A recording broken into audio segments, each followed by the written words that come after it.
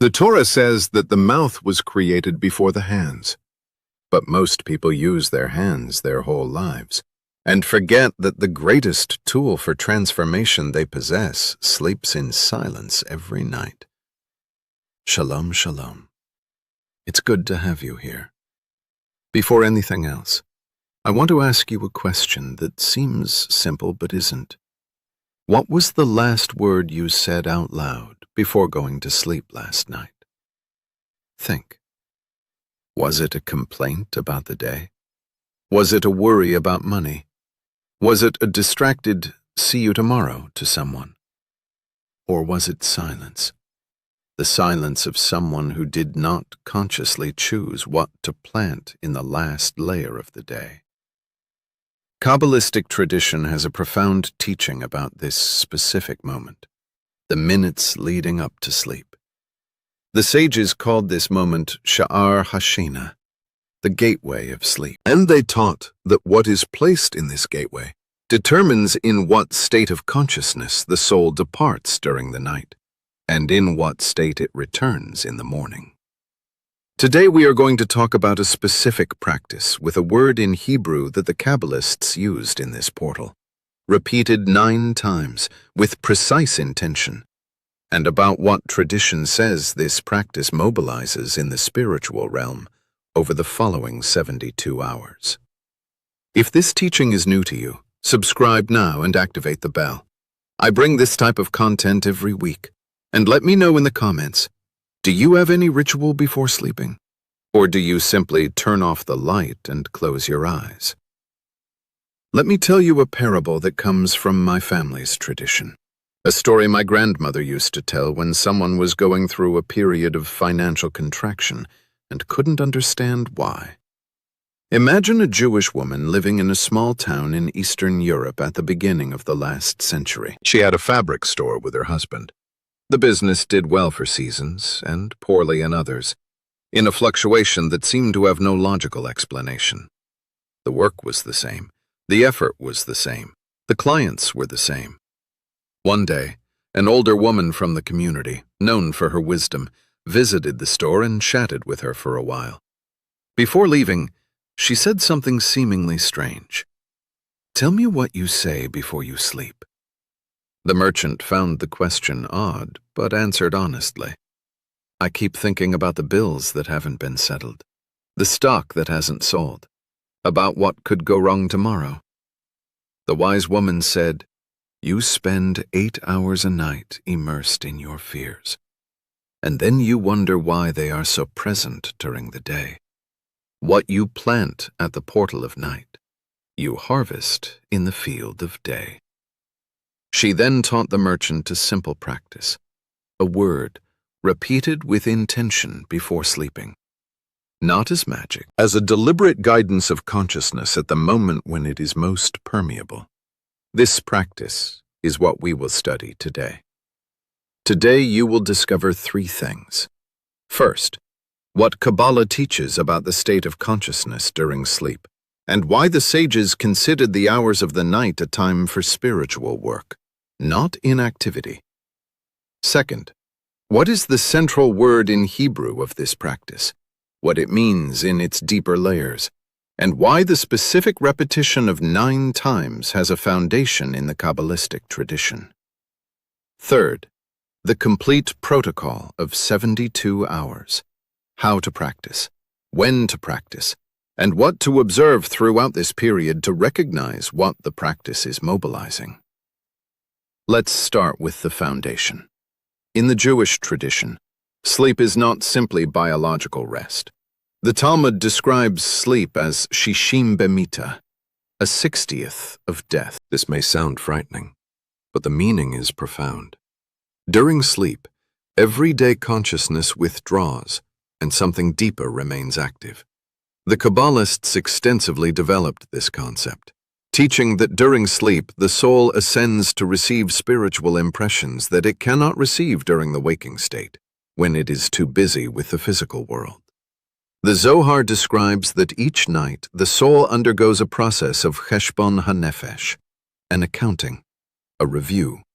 What was done during the day is processed, What was planted before sleeping influences this review, and what emerges from this review returns with the soul upon awakening. This has an immediate practical implication. The state in which you enter sleep is not neutral. It is the starting point of a process that will happen anyway, with or without your conscious participation. The question is whether you will participate deliberately or let chance determine what is planted. Now let's talk about the concept of reshimu, the trace or the impression. In Lurianic Kabbalah, the school of Ari, Rabbi Isaac Luria, one of the greatest Kabbalists of all time, there is the concept that when the divine light withdraws to create space for the world, it leaves a reshimu, a residual impression. This impression is the point of connection between the finite and the infinite. It is the trace that remains. Kabbalists taught that words have reshimu. They leave impressions in the spiritual field around the one who utters them. Words spoken with kavanah, with conscious intention, leave deeper impressions. And words spoken at the moment of greatest permeability of consciousness, like the portal of sleep, leave the most lasting impressions of all. This explains why many spiritual traditions around the world have specific practices for the moment of falling asleep. The Jewish tradition is no exception. It is perhaps the one that has developed this theme with precision and sophistication. There is a prayer called Kriyat Shema al-Hamita, the recitation of the Shema when lying down. The wise specifically established it for the moment of entering sleep, not by chance, by deep understanding that this moment is a portal, and that the portal needs to be crossed with intention. Now we come to the heart of today's teaching, the central Hebrew word of this practice. The word is dayenu.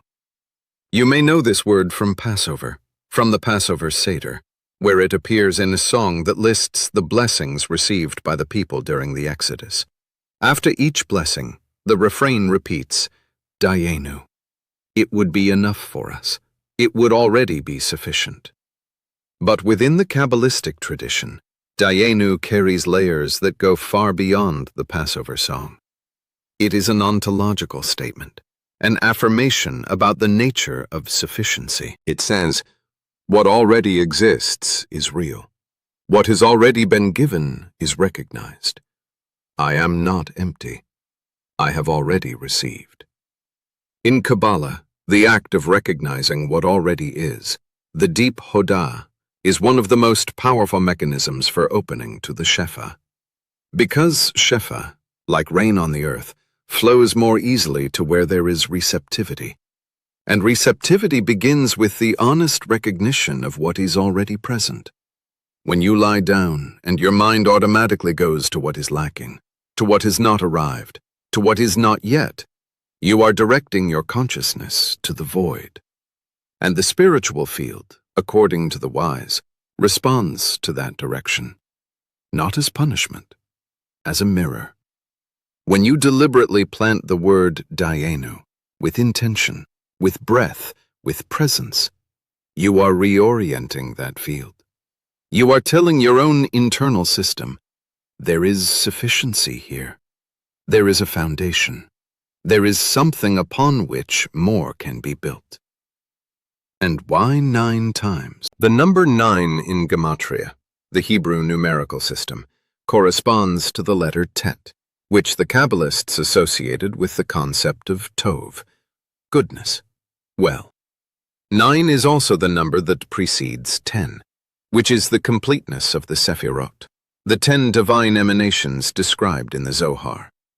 Repeating 9 times is, symbolically, reaching the threshold of completeness without forcing. It is positioning oneself at the edge of fullness with openness, not with demand. Before delving into the Hebrew terms, I want to share a pattern that appears repeatedly among people who study these teachings seriously.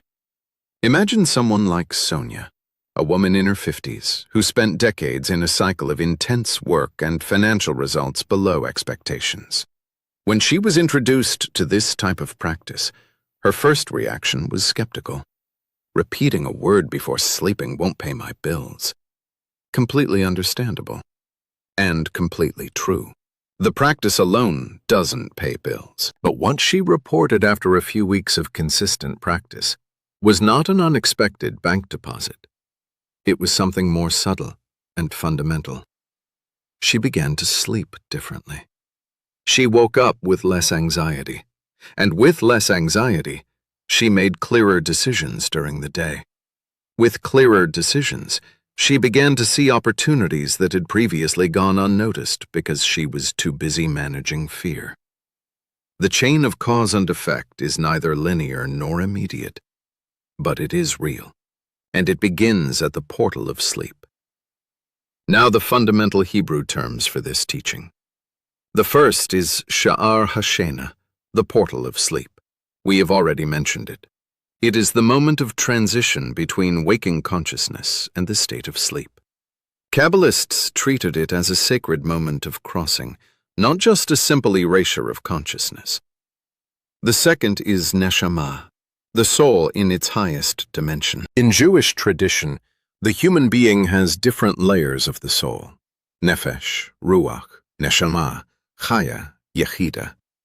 During sleep, it is the Neshama that ascends to the higher worlds to receive impressions and renewal. What you plant at the portal influences the state in which the Neshama departs and what it brings back.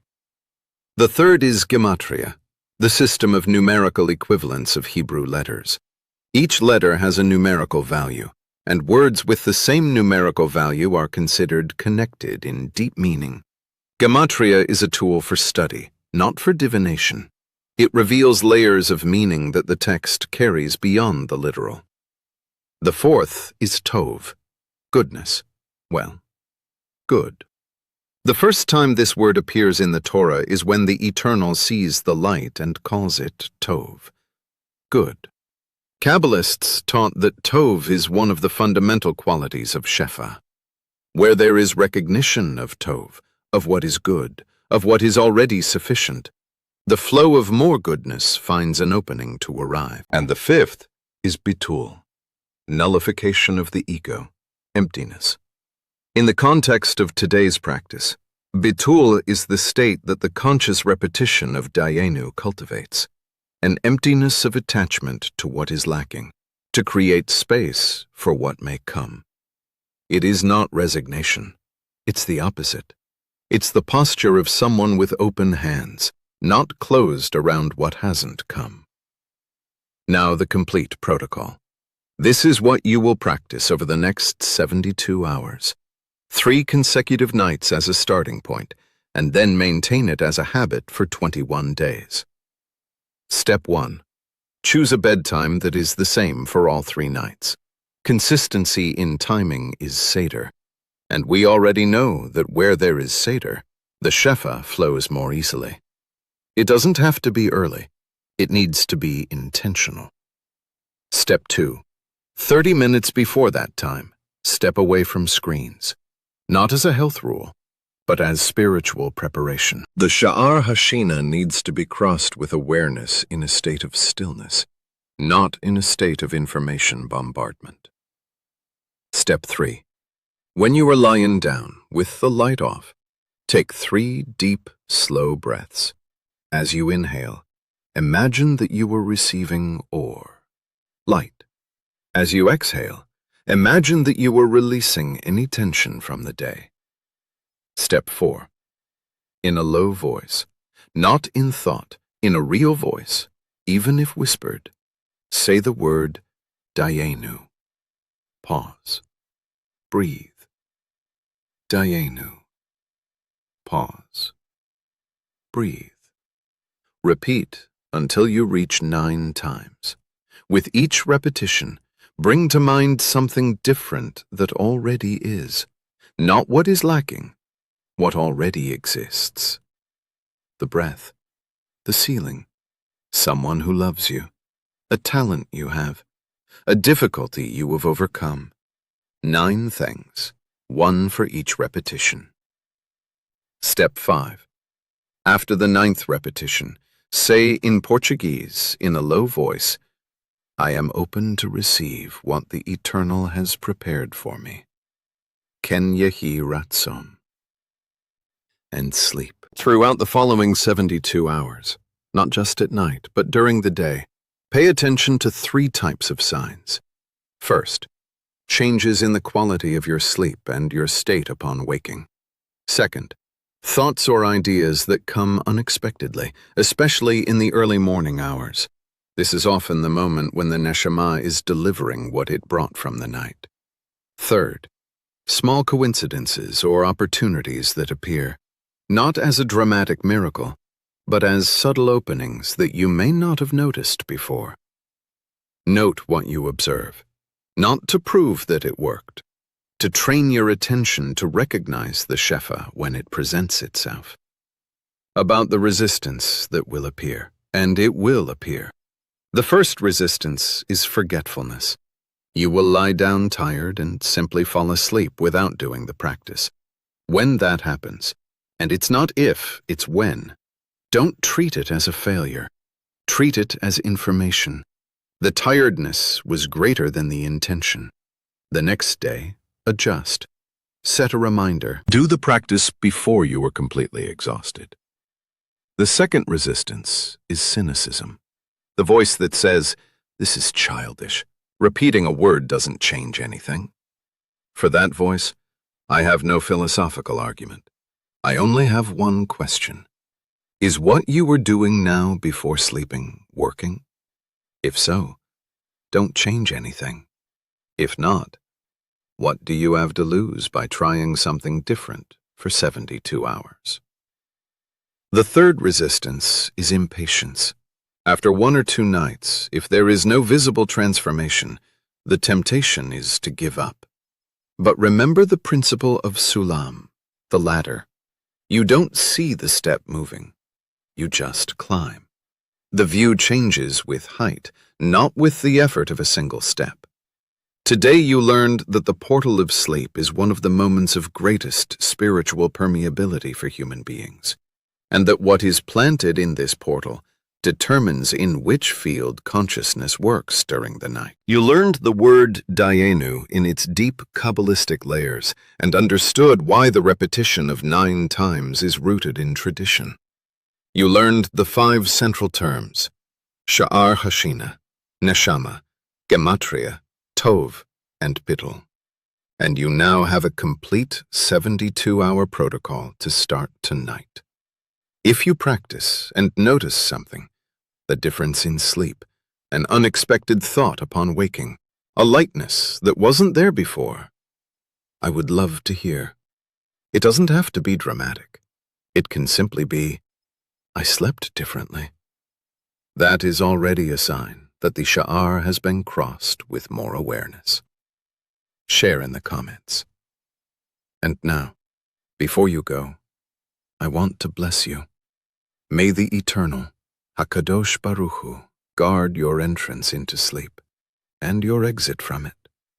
May your neshama rise tonight carrying only what is tov, what is good, what is real, what is already enough. May it return at dawn bringing clarity, openness, and the renewed perception that Shefa is always flowing, and that you, with practice and intention, are becoming a Keli increasingly capable of receiving it. May the word Dayenu resonate in you not just as sound, but as truth that deepens with each passing night.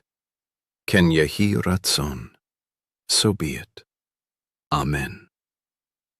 If this teaching has reached you at the right moment, leave a like. It helps the channel reach more people seeking this type of wisdom. Subscribe and activate the bell, and share with someone you feel needs to sleep differently tonight. Next week, we will talk about a principle called Ayin Tov, the good eye, and how the Kabbalistic tradition teaches that the way you look at the prosperity of others is directly linked to how prosperity flows to you. It is a teaching that will challenge something very deep. Don't miss it. Until then, Shalom.